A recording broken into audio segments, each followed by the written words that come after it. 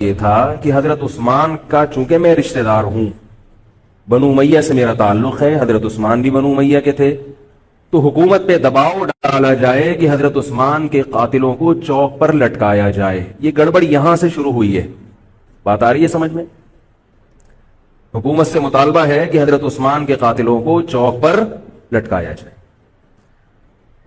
یہ مطلب نہیں تھا حضرت معاویہ کا کہ حکومت کا اہل میں ہوں، مجھے خلافت دی جائے، میں علی کو نہیں مانتا یا میں علی کو معاذ اللہ برا سمجھتا ہوں، ایسا نہیں تھا۔ آج کل بعض لوگ یہ کہتے ہیں کہ حضرت معاویہ کے حکم سے حضرت علی کو گالیاں دی جاتی تھی، یہ غلط ہے۔ یاد رکھو عربی کے لفظ کا ترجمہ اردو میں، یہ بہت سے لوگ نا ان کو عربی زبان سے ذرا بھی واقفیت نہیں ہے، چھوٹے چھوٹے بچے آ کے بیٹھ گئے ہیں۔ عربی میں کسی پر اعتراض کرنا، اس کی پالیسیوں کو غلط قرار دینا، اس کو بھی سب و شتم کہا جاتا ہے۔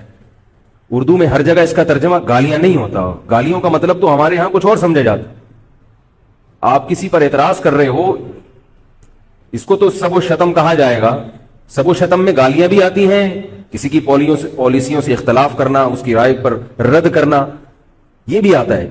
لیکن اردو میں گالی کا مطلب برا لفظ ہے، گالی کوئی شریف آدمی نہیں دیتا۔ خیر، میں یہ عرض کر رہا تھا کہ حضرت عثمان رضی اللہ تعالی عنہ کے قاتلوں سے قصاص، ہم دعا کریں میں جلدی سے اس موضوع کو سمیٹ کے آج ختم کر دوں۔ حضرت عثمان کے قاتلوں سے قصاص لیا جائے۔ حضرت علی رضی اللہ تعالیٰ عنہ کا موقف یہ تھا کہ مدینہ میں حضرت عثمان کے قاتلوں کا جو ٹولہ ہے وہ اتنا مضبوط ہے کہ اگر میں نے ان سب کو پکڑ کے لٹکانا شروع کر دیا تو مدینہ میں امن و امان کی صورتحال خراب ہو جائے گی۔ حکومت بھی دہشت گردی کے خلاف جب ایکشن لیتی ہے تو یہ سوچتی ہے نا کہ دہشت گردوں میں کتنی پاور ہے، تمیز سے، طریقے سے۔ اب یہ ایک اختلاف تھا جو بڑھنا شروع ہو گیا۔ اس اختلاف کے پیچھے نہ حکومت کی لالچ، نہ پیسے کی لالچ، نہ دولت، یہ سب الزامات ہیں اسلام دشمنوں کے جو انہوں نے صحابہ پر لگائے ہیں۔ نہ حضرت علی پر کوئی الزام لگایا جا سکتا ہے اس مسئلے میں، نہ حضرت معاویہ پر۔ رائے کا اختلاف ہے، رائے کا اختلاف۔ ابتدا میں حضرت معاویہ کے ساتھ بہت سارے صحابہ تھے، میں یہ تو نہیں کہہ رہا زیادہ، بہت سارے صحابہ، جن میں حضرت عائشہ رضی اللہ تعالی عنہا بھی تھی۔ بعد میں حضرت عائشہ رضی اللہ تعالیٰ عنہا کا موقف تبدیل ہو گیا جب انہوں نے دیکھا کہ اس سے مسئلہ حل ہونے کے بجائے اور بگڑ رہا ہے۔ تو حضرت معاویہ نے حضرت علی کی بیعت سے انکار کیا، کہا کہ جب تک حضرت عثمان کے قاتلوں کو چوک پہ نہیں لٹکایا جاتا میں آپ کے ہاتھ پہ بیعت کرنے کے لیے تیار نہیں ہوں۔ یہ حضرت معاویہ کی رائے تھی۔ حضرت علی کی رائے یہ تھی کہ میرے لیے یہ فی الحال ممکن نہیں ہے، لہذا، اور اس سے ہو کیا رہا ہے، حکومت دو حصوں میں ڈیوائیڈ ہو رہی ہے۔ ان کی رائے یہ تھی کہ حضرت معاویہ رضی اللہ تعالی عنہ کو اپنے اس مطالبے سے دستبردار ہو کر میرے ہاتھ پہ بیعت کر لینی چاہیے۔ اور قرآن کا حکم ہے وَإِن طَائِفَتَانِ مِنَ الْمُؤْمِنِينَ اقْتَتَلُوا فَأَصْلِحُوا بَيْنَهُمَا فَإِن بَغَتْ إِحْدَاهُمَا عَلَى الْأُخْرَى فَقَاتِلُوا الَّتِي تَبْغِي حَتَّى تَفِيءَ إِلَى أَمْرِ اللَّهِ، کہ اگر مسلمانوں کا کوئی فریق بغاوت پہ اتر آئے، حکومت وقت سے لڑائی کرے، قَاتِلُوا الَّتِي تَبْغِي، تو جو طبقہ حکومت کو تسلیم نہیں کر رہا یا حکومت کے خلاف بغاوت کر رہا ہے اس سے قتال کرو۔ حضرت علی کا موقف یہ تھا کہ قرآن مجید کی یہ آیت مجھ سے مطالبہ کر رہی ہے کہ جو لوگ میرے ہاتھ پہ بیعت نہیں ہو رہے جبکہ میری خلافت قائم ہو چکی ہے، تو میں مسلمانوں میں تاکہ اختلاف اور انتشار نہ ہو میں اس فریق کو تلوار کے زور سے بیعت کرنے پر مجبور کروں۔ بات آ رہی ہے سمجھ میں کہ نہیں آ رہی ہے؟ آج تو پولیس بھی نہیں بلا سکتے، موبائل ہی نہیں ہے بھائی، بند پڑے ہوئے، ورنہ میں پولیس بلوا لیتا آج آپ کو بات سمجھانے کی۔ لیکن میں کہتا ہوں کہ میں پولیس اگر بلواتا، اگر پولیس ہی کو سمجھ میں نہیں آئی، یہ بھی تو بڑا مسئلہ ہے۔ خیر، تو حضرت علی کا موقف یہ تھا۔ حضرت معاویہ کا موقف یہ تھا کہ حکومت کے خلاف بغاوت غلط ہے نا، جس کو حکومت مان لیا ہو، جب تک میں نے خلیفہ مانا ہی نہیں ہے تو میرا یہ عمل بغاوت نہیں کہلائے گا۔ یہ اختلاف رائے ہے، اور یہ اختلاف صحابہ میں بھی ہوا ہے، تابعین میں بھی ہوا ہے، ائمہ مجتہدین میں بھی ہوا ہے، اور آج تک ہوتا آ رہا ہے۔ اس قسم کے اختلافات مکمل ختم نہیں ہو سکتے. یہ صحابہ میں بھی ہوا ہے. قرآن و حدیث کو سمجھنے کا اختلاف کہا جاتا ہے اس کو. اور اس اختلاف کے بارے میں نبی صلی اللہ علیہ وسلم کی صحیح حدیث ہے, اذا اجتہد المجتہد فإن اصاب فلہ اجران وإن اخطأ فلہ اجر واحد. جب کوئی مجتہد اجتہاد کرتا ہے, کیا مطلب قرآن و حدیث کو سمجھنے کی کوشش کرتا ہے, اگر وہ صحیح نتیجے پر پہنچ جائے تو اس کو 2 اجر ملتے ہیں, اگر غلط نتیجے پر پہنچے تو بھی 1 اجر ملتا ہے اس کو, اس لیے کہ اس کے بس میں جو تھا وہ اس نے کر لیا. اب پیغمبر تو موجود نہیں ہے جو آگے بتائیں گے کہ یہ صحیح کر رہا ہے یہ غلط کر رہا ہے.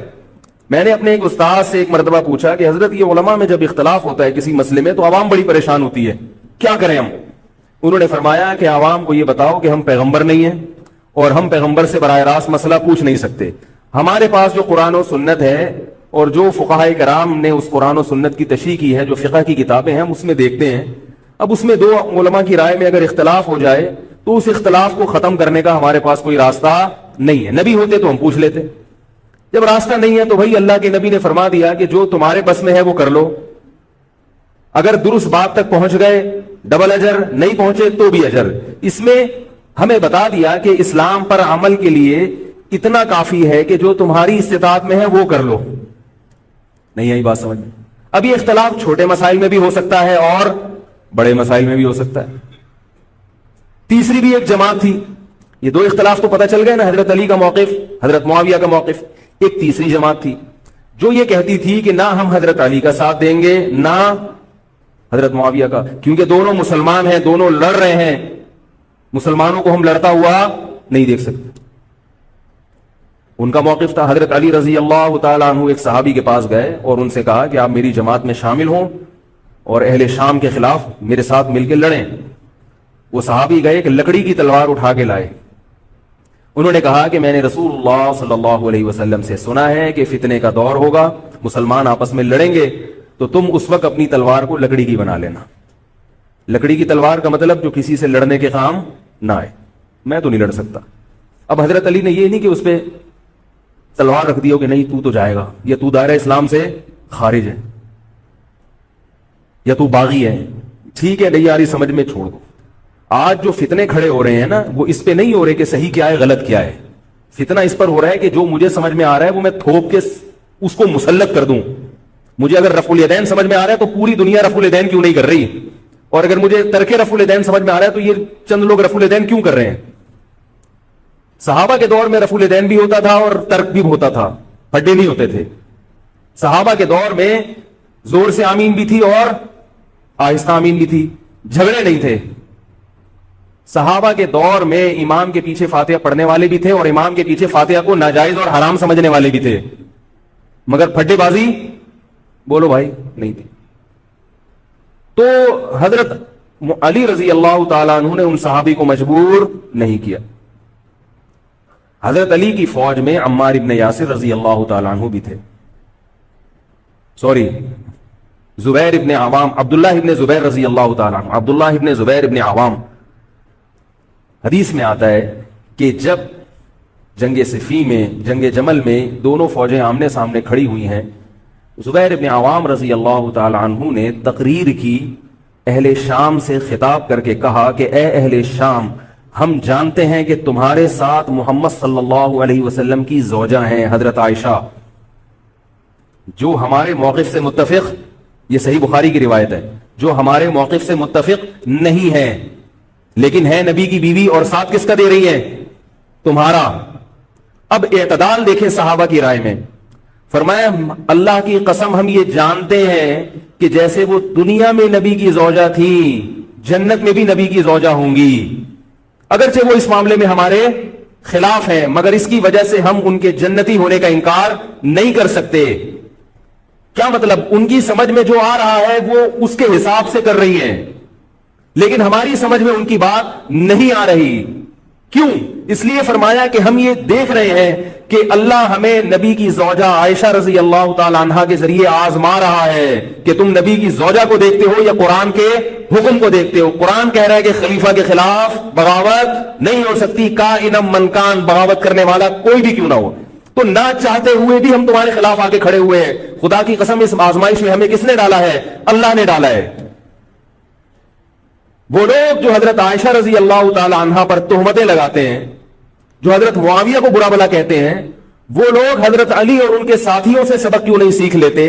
ایک مرتبہ میرے پاس ایک سوال آیا، سوال کرنے والے نے حضرت معاویہ کی شان میں گستاخی کا پورا ایک باب باندھا ہوا تھا. اس نے کہا کہ جس نے نبی کے داماد کے خلاف تلوار اٹھائی وہ اسلام میں معاذ اللہ کیسے ہو سکتا ہے، اور ایسے برے برے القاب کہ میں زبان پہ بھی نہیں لا سکتا. میری عادت ہے شارٹ کٹ جواب دینے کی، گلویلے دی تے پھل موسم دا. اتنا ٹائم تھوڑی ہے کہ ہر آدمی کے سوال کو لے کے بیٹھ جائیں. میں نے کہا آپ کے جواب میں اتنا کافی ہے کہ یہ وہ الزامات ہیں کہ جس کے خلاف تلوار اٹھائی اس نے بھی یہ الزامات نہیں لگائے. مدعی سست اور گواہ چست. نہیں آ رہی میرے خیال بات سے. جو حضرت علی کے ساتھ تھے انہوں نے تو یہ کچھ حضرت معاویہ کے خلاف نہیں کہا. انہوں نے وہ تو پھر بھی جنتی مان رہے ہیں، ایک دوسرے کی نماز جنازہ میں شریک ہو رہے ہیں، مال غنیمت کو تقسیم نہیں کر رہے، ایک دوسرے کی عورت پہ ہاتھ نہیں اٹھا رہے، احترام کر رہے ہیں، ایک دوسرے کے پیچھے جنگ ختم ہونے کے بعد نمازیں پڑھی جا رہی ہیں. اللہ تعالیٰ نے یہ مثال صحابہ کی قائم کی ہے دنیا کو دکھانے کے لیے کہ ان میں اتنا بڑا اختلاف ہو کہ تلواریں بھی چل جائیں تو وہ اختلاف بھی حدود سے تجاوز نہیں کرتا. اور ہمارے چھوٹے چھوٹے اختلافات میں کیا ایک دوسرے کے خلاف بہتان تراشیاں اور زبان درازیاں ہوتی ہیں. تو یہ اختلاف تھا حضرت علی اور حضرت معاویہ کا، جس میں تین فریق تھے. ایک حضرت علی تھے، ان کا موقف یہ تھا کہ میرے لیے تلوار اٹھانا واجب ہے. حضرت علی کے ساتھ جو لوگ تھے ان کا بھی یہ موقف تھا. حضرت معاویہ کا یہ موقف تھا کہ میں باغیوں کی فہرست میں آتا نہیں ہوں. کیوں نہیں آتا؟ اس لیے نہیں آتا کہ میں نے خلافت کو تسلیم نہیں کیا. اور ان کے ساتھ بھی صحابہ کرام کی ایک جماعت تھی. اور تیسرا موقف بہت سارے صحابہ یہ تھے جو کہتے تھے ہم کسی کا ساتھ نہیں دیں گے، دونوں طرف مسلمان ہیں، ہماری تلوار سے کسی مسلمان کا خون ہو ہم یہ برداشت نہیں کر سکتے. ہماری رائے یہ ہے، اہل سنت والجماعت کی رائے یہ ہے کہ یہ ان تینوں فریقوں میں جو برحق تھے وہ حضرت علی تھے، کیونکہ حکومت تھی ان کے پاس. باقی جو دونوں فریق تھے صحابہ کرام کے، ان سے غلطی ہوئی ہے، مگر یہ غلطی اجتہادی ہے. یہ نفس پرستی والی غلطی، حکومت کی لالچ والی، دولت کی لالچ والی، یا ہٹ دھرمی والی یا ضد والی غلطی بولو بھائی نہیں ہے. یہ وہ غلطی ہے جس کے بارے میں محمد صلی اللہ علیہ وسلم نے فرمایا کہ اگر مجتہد سے غلطی ہوتی ہے تو بھی اس کو اجر ملتا ہے، کیونکہ اللہ نے قرآن میں فرمایا فاتقوا اللہ ما استطعتم، اللہ سے اتنا ڈرو جتنی تم میں استطاعت ہے. تو ان کی جتنی سمجھ میں آیا انہوں نے اس حساب سے کیا. تو دو جنگیں ہوئی ہیں، جنگ جمل اور جنگ صفین. اب ایک اور بات ہے، تاریخی حقیقت ہے کہ دو جنگوں کے بعد حضرت علی رضی اللہ تعالی عنہ کو خوارج نے شہید کر دیا. یہ وہی خوارج جو حضرت عثمان کے قاتل تھے. انہوں نے شہید کس کو کیا؟ حضرت علی کو. حضرت علی کی شہادت کے بعد حضرت حسن رضی اللہ تعالی عنہ کی 6 مہینے تقریباً خلافت رہی. حضرت حسن رضی اللہ تعالی عنہ نے امت میں جوڑ پیدا کرنے کے لیے حضرت معاویہ رضی اللہ تعالی عنہ سے سلو کر لی اور خلافت سے دستبردار ہو کر حضرت معاویہ کے ہاتھ پر بیعت ہو گئے. نہیں آ رہی میرا؟ پولیس کو فون کریں یار، بہت اہم بات ہے یہ، اس کو اچھی طرح سمجھ لیں، اللہ کرے سمجھ میں آئے. تو جب یہ ہو گیا تو مسئلہ ختم ہو گیا نا. لوگوں نے حضرت حسن سے کہا، یہ میں بالکل مستند روایتیں پیش کر رہا ہوں، اس کے سب کے حوالے ہیں، بہت ایسا نہیں ہے کہ تاریخ کی کتابوں کے، یہ حدیث کی کتابوں کے سے پیش کر رہا ہوں. حدیث کا جو معیار ہے وہ تاریخی کتب سے بہت زیادہ ہوتا ہے.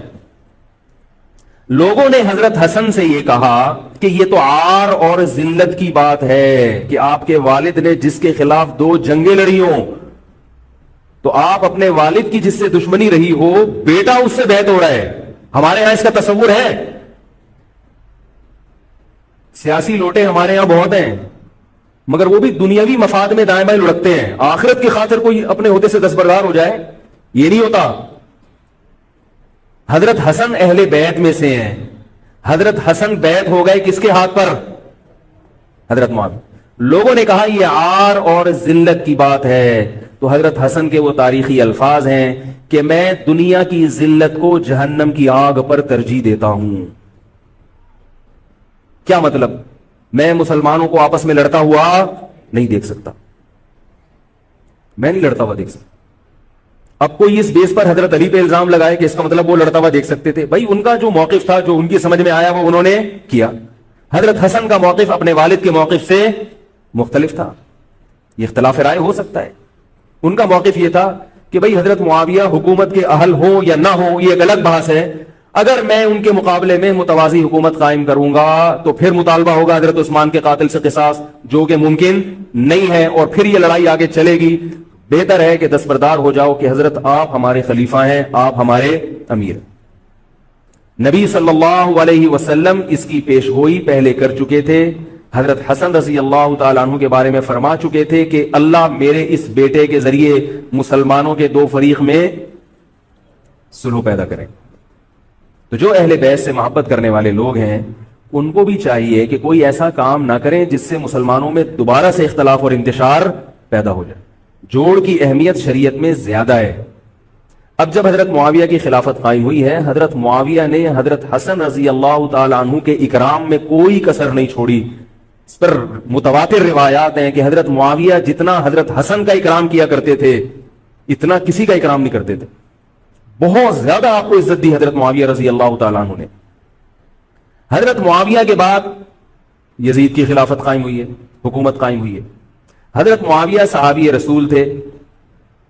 بہت سارے صحابہ کو آپ کے طریقہ حکومت پر اعتراض تھا, کیونکہ بہرحال باقاعدہ سلیکشن نہیں ہوئی تھی.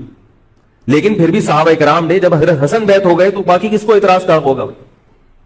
پھر حضرت معاویہ رضی اللہ تعالیٰ عنہ کے دور میں بہت جہاد ہوا ہے. اسلامی خلافت, ہمارا جو بر صغیر میں اسلام آیا ہے اس کا بہت بڑا حصہ حضرت معاویہ کے دور میں اسلام آیا ہے. حضرت معاویہ کے بعد جب یزید خلیفہ بنا ہے مسلمانوں کا, تو بہت سارے صحابہ نے یزید کے ہاتھ پہ, بہت سارے تو نہیں, چند صحابہ نے یزید کے ہاتھ پر بیعت کرنے سے انکار کر دیا. وہ اتنے تھوڑے صحابہ ہیں جن کو انگلیوں پہ گنا جا سکتا ہے, جن میں حضرت حسین بھی تھے, حضرت حسن نہیں, حضرت حسن کے بھائی, بولو بھائی, حضرت حسین. جمہور صحابہ کا موقف یہ تھا کہ یزید کا طریقہ خلافت اگرچہ غلط ہے, طریقہ حکومت اگرچہ غلط ہے, مگر رسول اللہ صلی اللہ علیہ وسلم کی صحیح احادیث موجود ہیں. نبی صلی اللہ علیہ وسلم نے فرمایا, صحیح بخاری کی حدیث ہے, اسمعوا واطیعوا ولو سلط علیکم رجل حبشی کأن رأسه ذبیبہ. آپ صلی اللہ علیہ وسلم نے فرمایا, سنو اور اطاعت کرو اگرچہ تم پر کوئی حبشی غلام مسلط کر دیا جائے جس کا سر کشمش کی طرح پچکا ہوا ہو. کیا مطلب؟ سلیکشن نہیں ہوئی بلکہ زبردستی مسلط ہو گیا کسی بھی طرح سے, اور جو مسلط ہوا وہ کسی بھی لحاظ سے حکومت کرنے کا اہل نہیں ہے, غلام ہے. غلام کبھی بھی حکومت کا اہل نہیں ہوتا, اور غلام بھی حبشی, کالا کلوٹا, گوروں سے جس کو ویسے ہی تبھی نفرت ہو, بھائی ہم سارے سفید ہیں اور یہ ایک بلیک کہاں سے آ گیا دوسری قوم کا آدمی. انسان دوسری قوم کے آدمی کو قبول نہیں کرتا, قوم بھی دوسری, اور فرمایا شکل بھی اچھی نہیں ہے. بھائی حاکم کم از کم شکل کا اچھا ہو تو اطاعت کرتے ہوئے مزہ آتا ہے, شکل بھی اچھی نہ ہو تو آدمی کہتا ہے یار اس کی مانوں میں, عجیب سا ہے. یہ فطرت ہے انسان کی. لوگ کوشش کرتے ہیں امام لائے تو شکل بھی اچھی ہو اس کی, یہ کوشش کرتے ہیں لوگ. امام میں پتہ نہیں کیا کیا دیکھ رہے ہوتے ہیں. تو کیا ہے, شکل بھی اچھی نہیں ہے اور عقل بھی نہیں ہے, سر پچکا ہوا ہے کس کی طرح, کشمش کی طرح. صحیح بخاری کی حدیث. مطلب یہ کہ کسی بھی لحاظ سے نہ لک وائز اچھا لگ رہا ہے آپ کو, نہ اس کے اندر صلاحیتیں, مگر مسلط ہو گیا, کسی نے بھی مسلط کر دیا. تو آپ نے فرمایا اب اس کے خلاف بغاوت نہیں کرنی, اس کی اطاعت کرنی ہے. آپ کہیں گے یہ کیسا حکم ہے بھائی اسلام کا, ایک آدمی نا اہل ہے مگر اس کی مان کے چلو تو مروا دے گا. یہ اس لیے اسلام نے حکم دیا ہے کہ اس کے پاس پاور تھی تو مسلط ہوا ہے نا. کیا خیال ہے بھائی؟ تو اب جب اس کے خلاف چلو گے تو اس سے وہ ہٹنے والا نہیں ہے, وہ خون خرابہ کر دے گا, قتل و غارت کرے گا اور فساد پیدا کر دے گا وہ. کیونکہ اگر وہ کمزور ہوتا تو خلیفہ بنتا نہیں. وہ خلیفہ کی, حاکم کی ڈیفینیشن کیا ہے؟ جس کے پاس قوت نافذہ ہو. ایک دن ایک صاحب کہنے لگے مسلم لیگ کے دور میں, جنرل مشرف کے دور میں, میں اس کو نہیں مانتا, میں اس کو نہیں مانتا. میں نے کہا آپ کے ماننے نہ ماننے سے کچھ نہیں ہوتا, وہ مسلط ہو گیا ہے, جس طریقے ہیلی کاپٹر سے آیا ہو یا فرشتے اس کو لائے ہوں. کیونکہ حاکم کی جو ڈیفینیشن ہے کہ جس کے پاس قوت نافذہ ہو. قوت نافذہ اردو کا گاڑا لفظ ہے. قوت نافذہ کہتے ہیں کہ جب وہ کچھ کہتا ہو تو کر کے دکھا سکتا ہو, چاہے فوج کے ذریعے, چاہے پولیس کے ذریعے, چاہے کسی بھی طریقے. ایک آدمی کو پوری قوم نے سلیکٹ کر لیا مگر اس کی سنتا کوئی نہیں ہے, وہ کچھ کہتا ہے تو اس کے منہ سے الفاظ نکل کے ہوا میں تحلیل ہو جاتے ہیں, چلتی کسی اور کی ہے, وہ جو کہتا ہے کر کے دکھا دیتا ہے. تو اصل حاکم کون ہے؟ جو کہتا ہے اور کر کے دکھا دیتا. اب یہ ایک الگ بحث ہے کہ یہ ظالم ہے, یہ غلط طریقے سے آیا ہے, اس پر بحث ہو سکتی ہے کہ جب یہ غلط طریقے سے آیا ہے تو اس کو قانون کے دائرے میں رہ کے ہٹانے کی کوشش کی جائے. لیکن مسلح بغاوت کرنا, اس کے خلاف بندوق اٹھانا, اس کے خلاف تلوار اٹھانا, اس کی شریعت نے اجازت نہیں دی. میں یہ نہیں کہہ رہا کہ اس کی مخالفت کی اجازت نہیں دی.